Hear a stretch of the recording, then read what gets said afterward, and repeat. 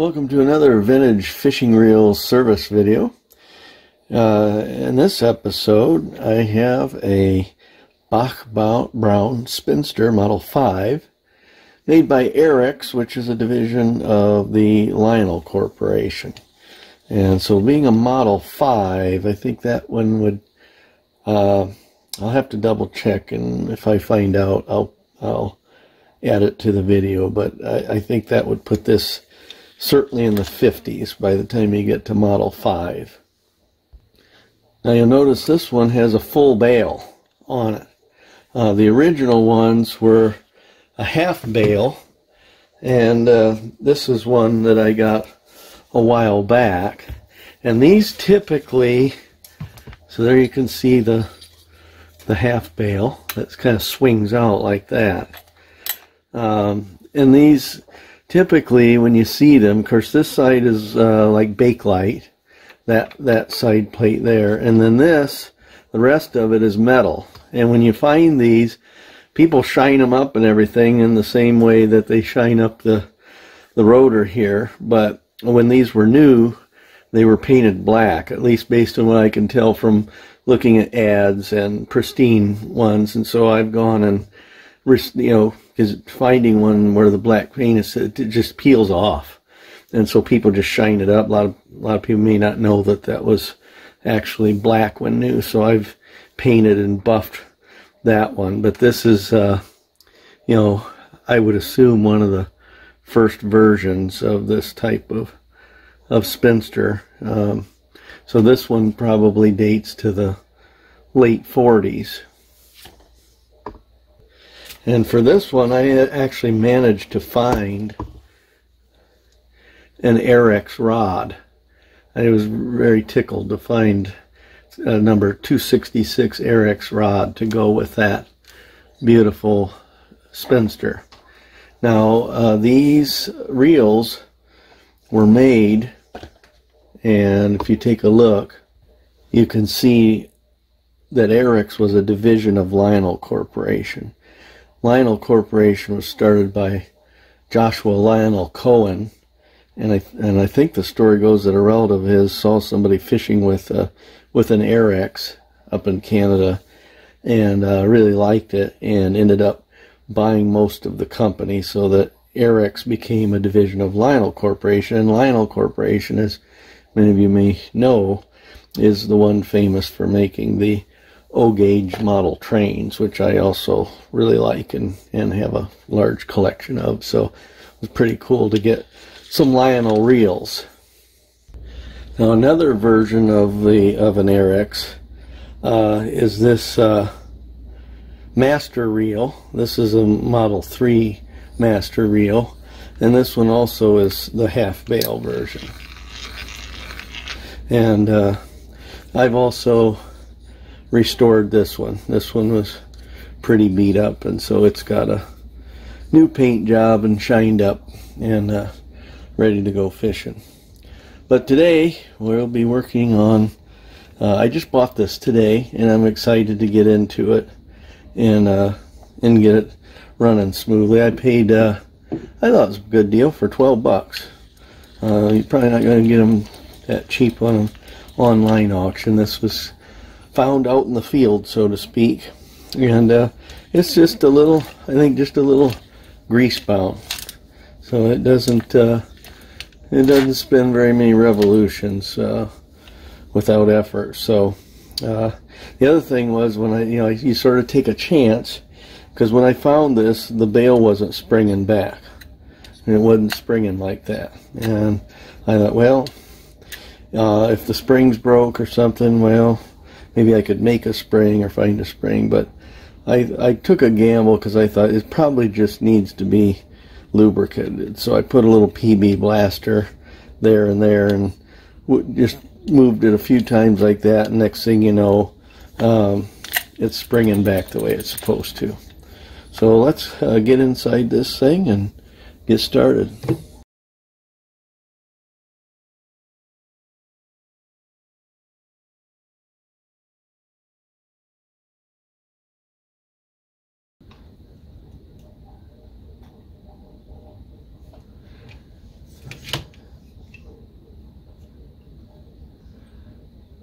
pretty dry.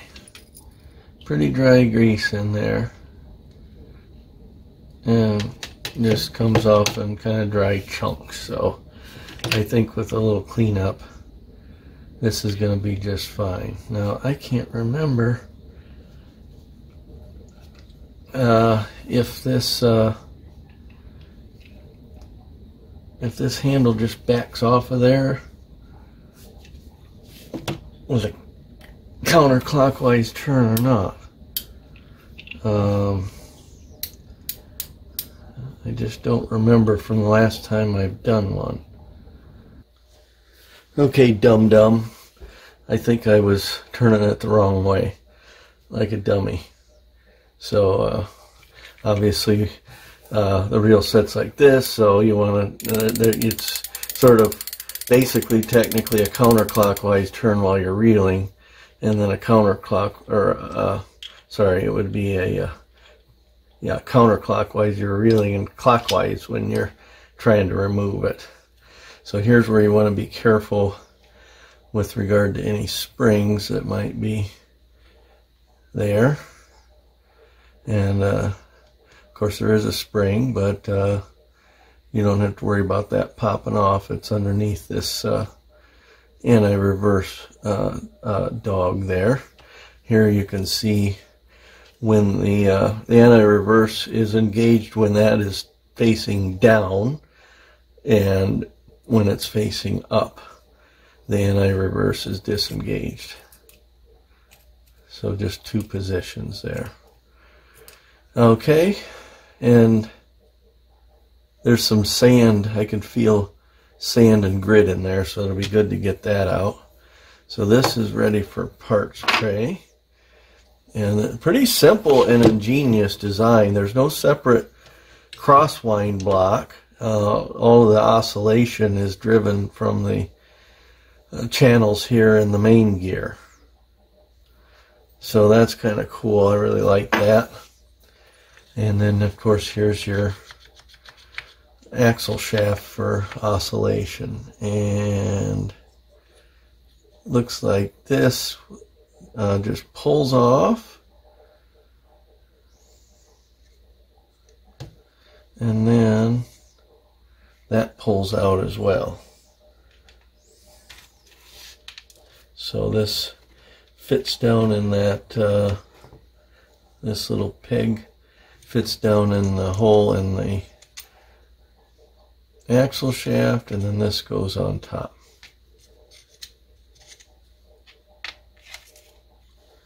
And that should allow us to pull that entire thing out. It looks like the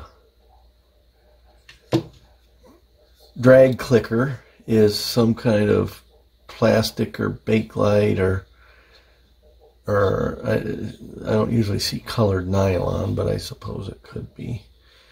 Now, in terms of getting the spool off, let's just see. So there's like these little,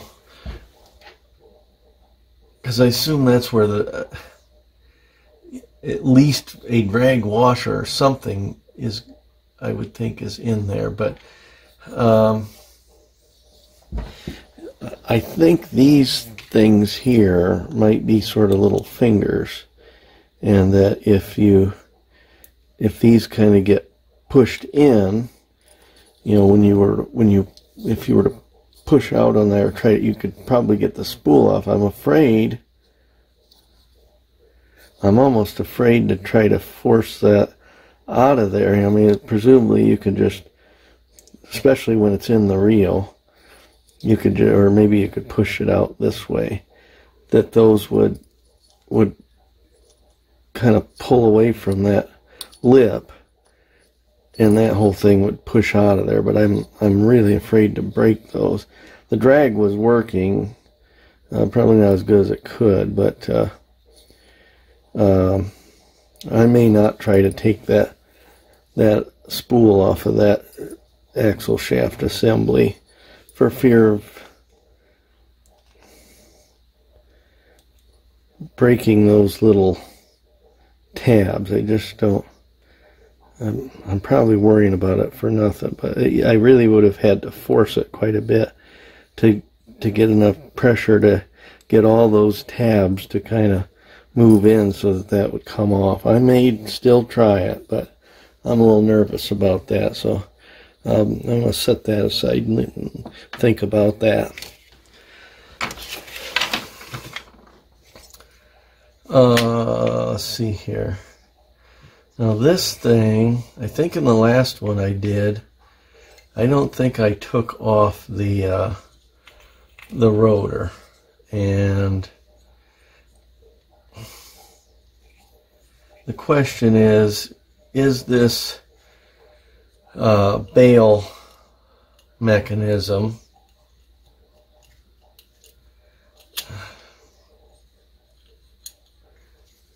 is that threaded such that you might be able to back that off? If that's the case,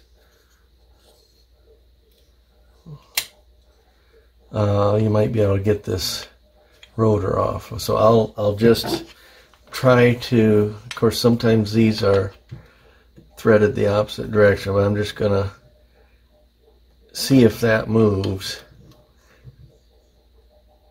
Maybe that little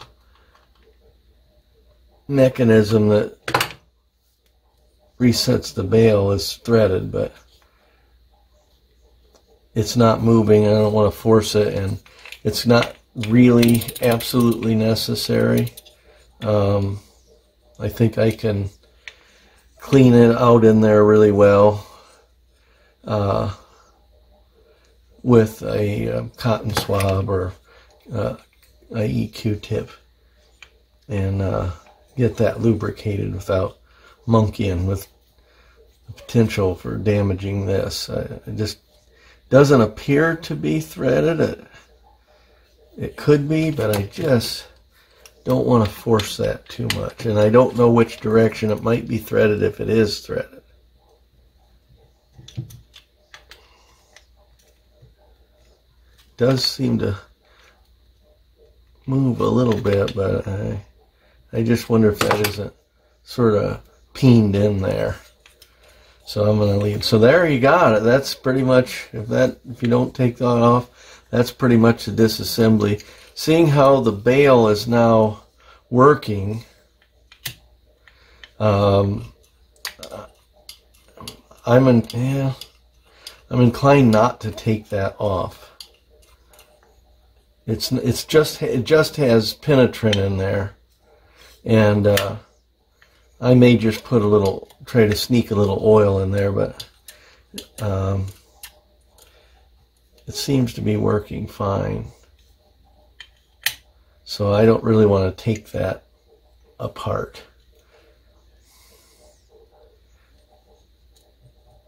I definitely don't want to mess up this or lose the spring. So I think I'll leave that the way it is, seeing how it's working fine. So that's the disassembly, and so I will head to the sink. And one of the first videos I did, I can't remember which reel it was, but maybe I'll put it in a link at the end of this video. I actually showed the process at the sink, everything that's involved with scrubbing and Dawn dishwashing soap, and in some cases WD-40, etc., etc., to get these totally clean. And the reason I like to go to the sink and rinse it in hot water helps, loosen up the grease as well to brush. But any grit or sand in there that might put wear on the parts, it's going to be rinsed out. So I like that. I forgot this little piece here.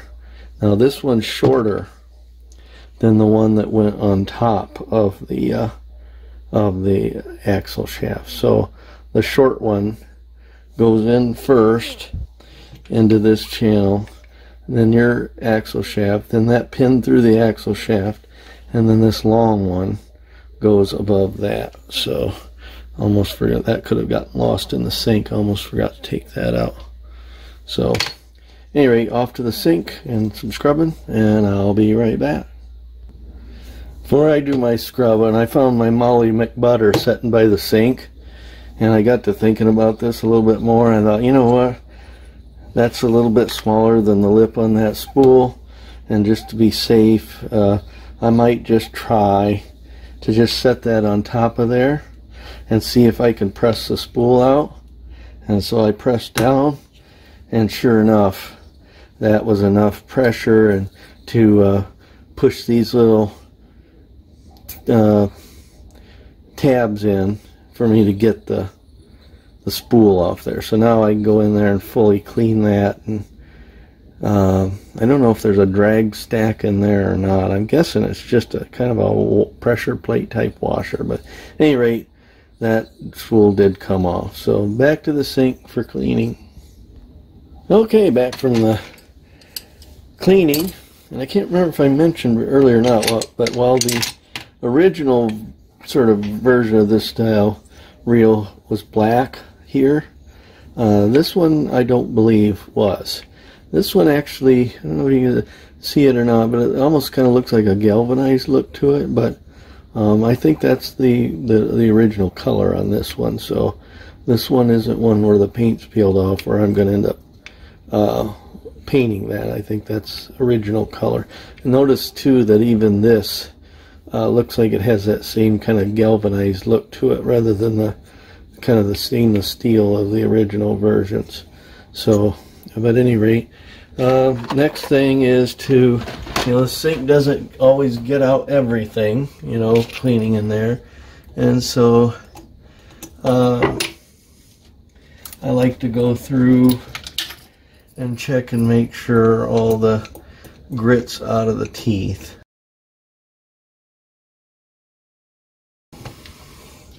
And then I like to take steel wool to all of the shafts. Make sure there's no grease residue on those. Shine those up good. Here's the main gear.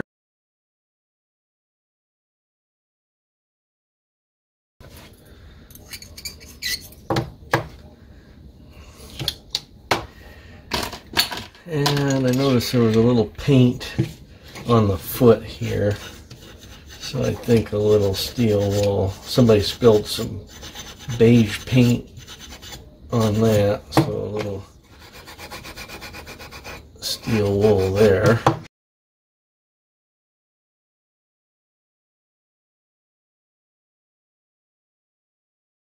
The handle could probably use a little gussying up.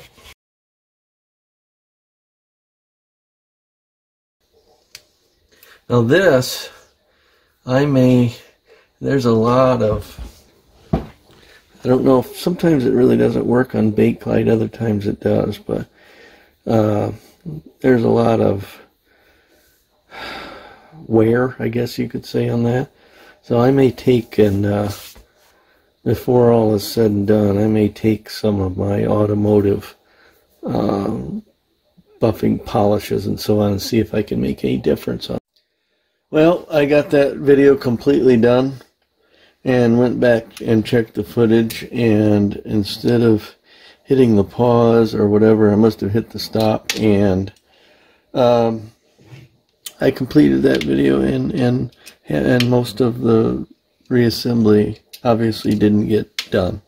So I'm gonna kind of get back to where I would have been in terms of reassembly, so you can see how it's not that big of a deal, but basically this is probably about where I was, I think. And of course, greased the, put a little lubricant in the anti-reverse, greased the main gear, and including the whole face of it, because you've got the this roller that rides in there that runs the oscillation of the spool and so on. But basically, greased that, greased the pinion gear, oiled the axle shaft. And I think where it stopped, I was talking about doing some buffing of that bakelite. Well, it helped a little bit. The 3M sort of auto type buffing compounds and so on, but bakelite is just so hard that it doesn't give the same effect that it would on plastic or paint. I mean, it helped a little bit, but not much. Not really worth doing. So anyway, the little short barrel thing goes in there first, and then you put in your axle shaft. Got hairs in there, and you want to get that a little forward from the end, and line up that hole, and then get your, and of course all that gets greased down in there where that rides, and get this pin that'll go through the axle shaft and through that short barrel. Then the long barrel goes on, and then this channel here, this wide channel, is what that goes into, and that's sort of eccentric, so that gives you the oscillation, but mainly you just want to make sure that that rides in that channel when you get that all together. And when it is in there correctly, obviously you'll be able to spin it. And then it's just a matter of putting in the screws for the side plate, putting a little lubricant in there, working that in, a little more lubricant, wipe out what comes out the base, so it kind of runs some oil through there and runs the dirt out and ultimately lubricates it. And we get our screws in here, and I think, you know, based on what it did at the beginning, I think you'll agree that it's much better now. So I think I had maybe 1.5 or 2, maybe not even that many revolutions to begin with. Now it's working really nice. Anti-reverse works, and working like it should now. So there you have it, a Bache Brown Spinster Model 5 by Airex, a division of the Lionel Corporation. Probably 1950s, maybe 1960s. Like I said, I'll check and see if I can get the exact years of manufacture, and if I can, I'll put it as a subtitle in the video. So hope you enjoyed that. Thanks for watching.